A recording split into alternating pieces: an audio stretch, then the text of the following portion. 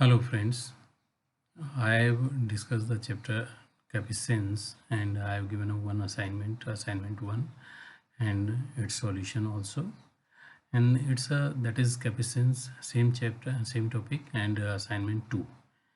In this assignment there are few NCERT exercise question and few are additional questions are there which are board exam questions.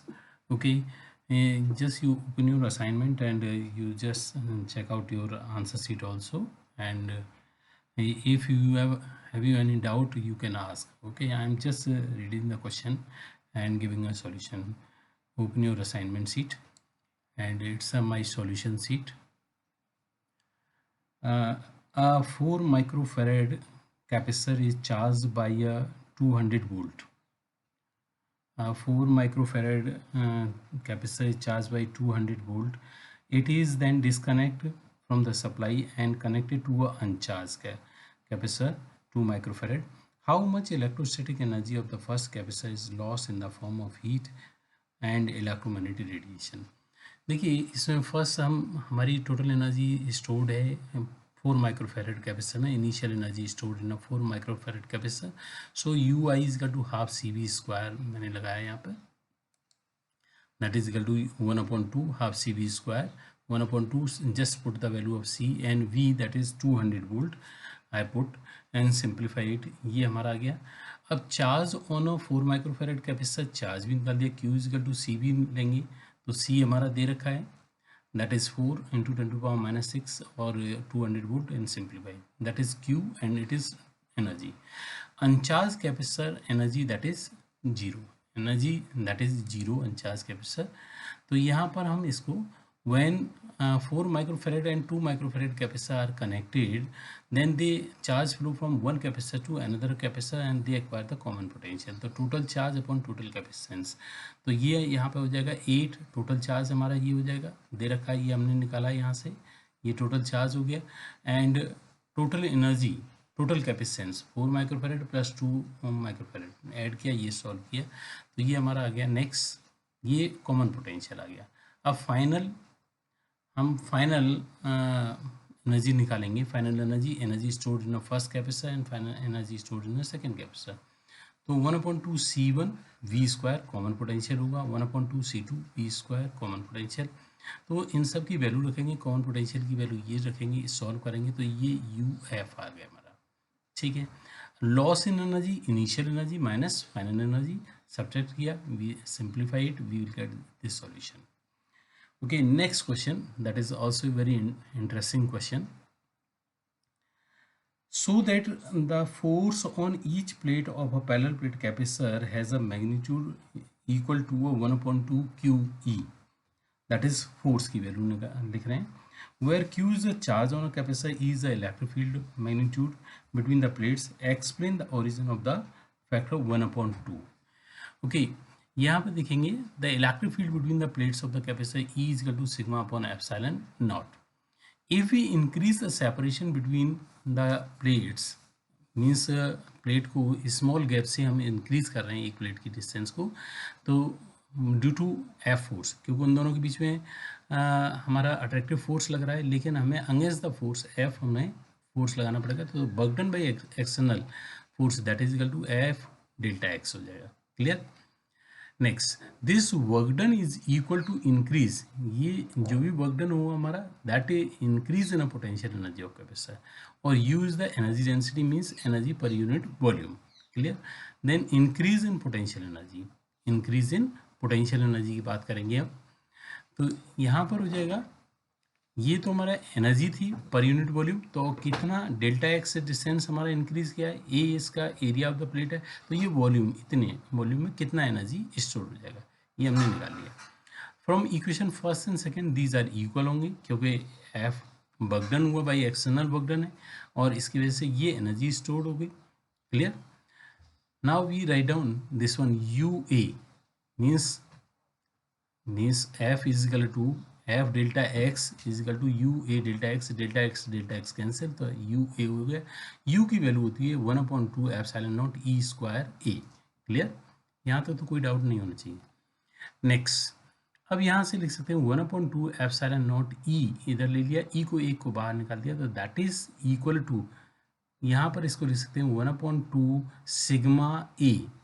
Sigma A, that is equal to sigma, और sigma A means surface charge density A E, और sigma A is equal to Q हो गया, ये आ गया 1/2 Q E. अब देखिए यहाँ पे the origin of factor 1/2 in the force formula, that is in a force formula, ये हमारा फोर्स फार्मूला है, lies in fact inside the plates of the capacitor. Field is 0 and outside the conductor the field is E, therefore average value of a field is equal to E/2 contribute the force. तो हमारा ये 1/2।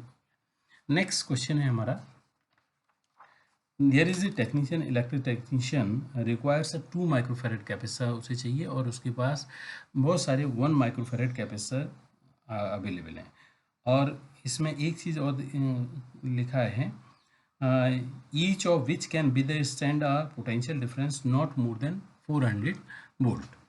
तो हमने लिया, देखिए N capacitor हैं in a 1 series, तो number of rows which are M, ठीक है। तो हम potential difference across each capacitor निकालेंगे, तो हमारा क्या होगा, पोटेंशियल डिफरेंस इस लाइन में इक्वल होगा, इक्वल पोटेंशियल डिफरेंस होगा because which are in parallel combination. So potential difference across each capacitor of a series combination, तो 1000 divided by n, because there are n capacitor in a one row, so that is equal to 400, क्योंकि 400 से ज़्यादा वो bn नहीं कर सकते, ठीक है। तो n is equal to 2.5, ये फ्रैक्शन में हो नहीं सकता, तो number of capacitor in a one row which are 3।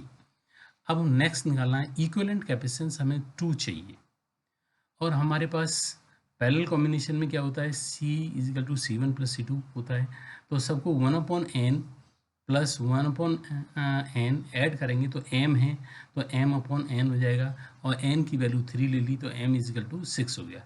Total number of capacitors हमारे आ गए 6 × 3 दैट इज इक्वल टू 18।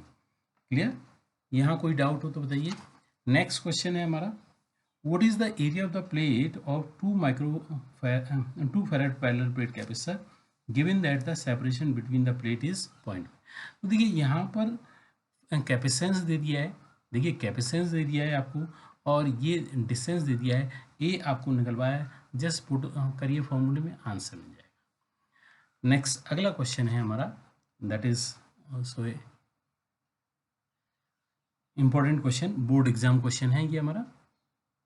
देखिए, a parallel plate capacitor is to be design with a voltage rating 1 kilovolt, तो 1 kilovolt को मैंने लिख दिया है 10⁻³ volt लिख दिया, ठीक है। यहाँ तक तो कोई डाउट नहीं होना चाहिए आपको। एंड ई मैक्सिमम दे रखा है 10⁻7 ऑफ 10% ऑफ 10⁻7।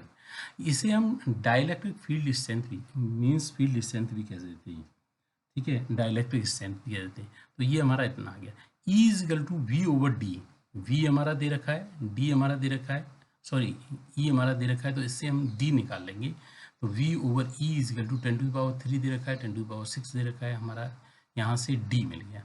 अब यहाँ पर कैपेसिटेंस निकाल दिया, तो कैपेसिटेंस निकाल करके हमारा क्वेश्चन सॉल्व हो जाएगा। नेक्स्ट अगला क्वेश्चन यस, क्वेश्चन नंबर 6 पे बात करते हैं।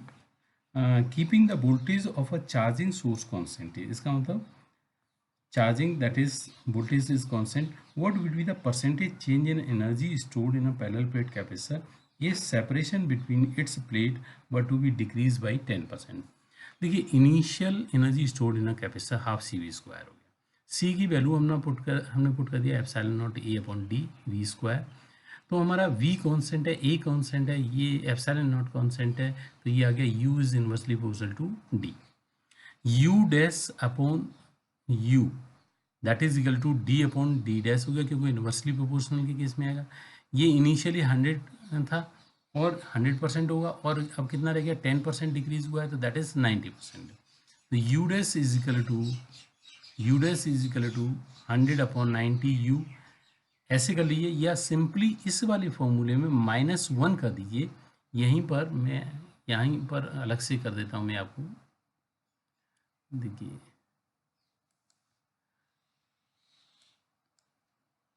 सॉरी, एक सेकेंड, यस, और let me take this one.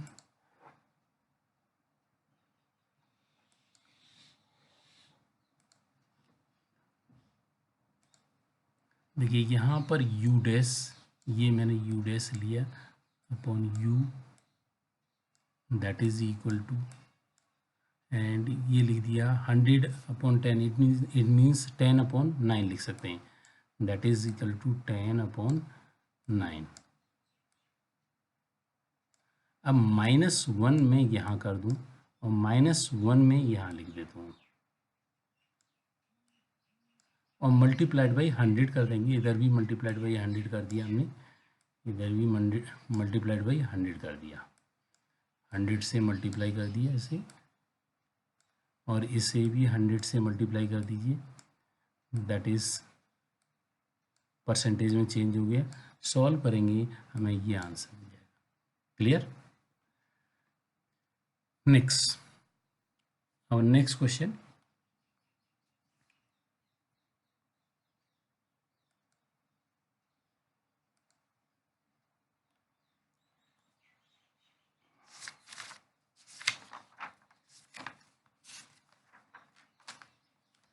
ये भी हमारा बोर्ड एग्जाम का क्वेश्चन है, और यहाँ पर इसको थोड़ा सा मैं हटा दूँ।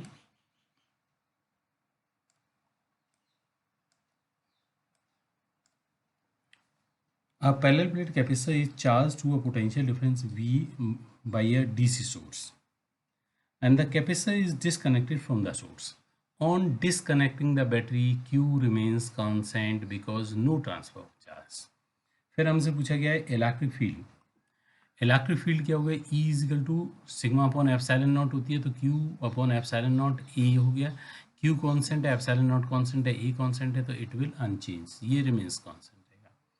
नेक्स्ट हमारा दिया हुआ है कैपेसिटेंस। कैपेसिटेंस हमें पूछा गया है क्योंकि यहाँ पर एक चीज़ और लिखी है, if the distance between the plates is doubled state with reason how the following will change. तो इस डिस्टेंस को डबल कर दिया, 2 से मल्टीप्लाई किया, तो ये हो जाएगा epsilon C not upon 2, so capacitance it becomes half. And next last part, energy stored in a capacitor, Q square upon 2C, and जब कैपेसिटर हमारा यहाँ पर कैपेसिटेंस इसके इन्वर्सली प्रोपोर्शनल है, ये हाफ हो रहा है, तो इट मीन्स ये डबल हो जाएगा। क्लियर?